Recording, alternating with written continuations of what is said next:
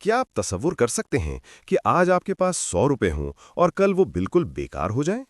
ایسا حقیقت میں ہو چکا ہے، اور ایک نہیں، کئی بار۔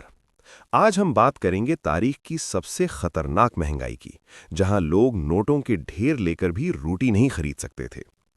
دوسری جنگ عظیم کے بعد ہنگری مکمل تباہ ہو چکا تھا۔ فیکٹریاں ختم، معیشت بیٹھ گئی، اور حکومت نے ایک ہی حل نکالا: نوٹ چھاپنا۔ لیکن نتیجہ؟ مہنگائی اتنی بڑھ گئی کہ قیمتیں ہر 15 گھنٹے میں دگنی ہو رہی تھیں۔ لوگ صبح تنخواہ لیتے اور فوراً خرچ کر دیتے، کیونکہ شام تک وہ پیسے بیکار ہو جاتے تھے۔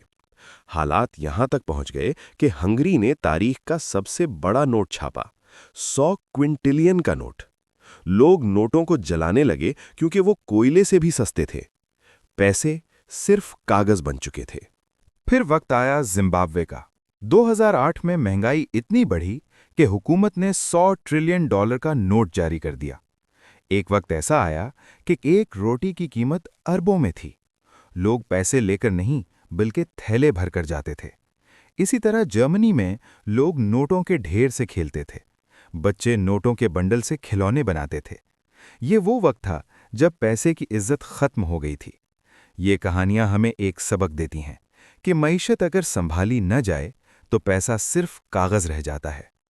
تو اگلی بار جب آپ مہنگائی کی بات کریں، یاد رکھیں، دنیا اس سے کہیں زیادہ برا وقت دیکھ چکی ہے۔ ایسی مزید دلچسپ ویڈیوز کے لیے سبسکرائب ضرور کریں۔